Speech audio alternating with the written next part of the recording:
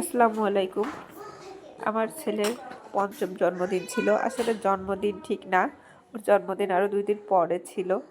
তো শুক্রবার উপলক্ষে আর ওর জন্মদিনে আসলে দেখে সবাই খাওয়া দাওয়া করে, কেক কাটে, এজন্য বায়না করে। কিন্তু আসলে ধর্মীয় রীতিতে জন্মদিন পালন করাটা ঠিক না, এজন্য ঠিক জন্মদিনের দিন না, আগে পরে আমি একটু ভালো রান্না বান্না করি, একসাথে সবাই খাওয়া দাওয়া করি।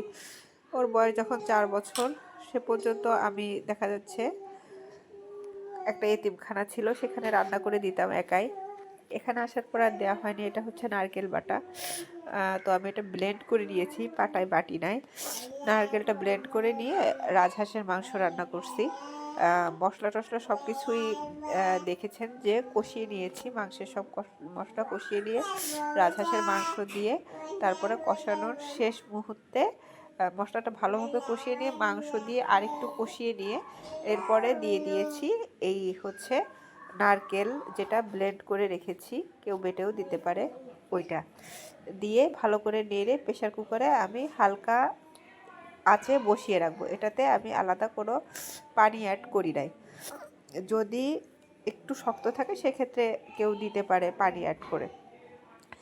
তো এই প্রসেসটাই আর কি প্রথমের থেকে আমি আরেকবার বলে দিচ্ছি এখানে কি কি দেওয়া হয়েছে। আদা বাটা, রসুন বাটা, পেঁয়াজ বাটা, ধনিয়া জিরিয়া বাটা, আর হচ্ছে গরম মশলা একটু পেস্ট করা ছিল, সেটা সব কিছু দিয়ে আমি সয়াবিন তেলের উপর একটু ভেজে নিব আর কি। ভেজে নিয়ে তারপরে আমি গোশটা আসলে অ্যাড করব। তো এটা ভালো করে ভাজা হয়ে যাচ্ছে। ভাজা হয়ে গেলে তারপরে দিয়ে দিচ্ছি মরিচের গুঁড়াটা, আর দিয়ে দিচ্ছি একটু গরম মশলার গুঁড়া, দিয়ে তারপরে পানি দিয়ে দিয়েছি। কারণ হলুদের গুঁড়া আর মরিচের গুঁড়াটা এটা একটু কষানোর পরে দিতে হয়, কারণ নাহলে একটু তিতা হয়ে যায়। আর তেলের উপর দিলে কালারটা ভালো হয়। এটা দেওয়ার পরেই একটু কষানোর পানি দিয়ে একটু যখন গরম হয়ে আসবে, পানিটা তেল উপরে উঠে আসবে, তখনই দিয়ে দিয়েছি রাজহাঁসের মাংসটা। ওটা দিয়ে কষিয়ে নিয়ে তারপর পানি দিয়ে হয়ে গেলে এবার আমি রাইস কুকারে পোলাও রান্না করে নেব। রাইস কুকারে দিয়ে দিচ্ছি পরিমাণ মতো সয়াবিন তেল, কেউ ইচ্ছা করলে ঘি দিতে পারে। তো আমি ঘিটা লাস্টে দেই, ঘিটা সম্পূর্ণ দেই না।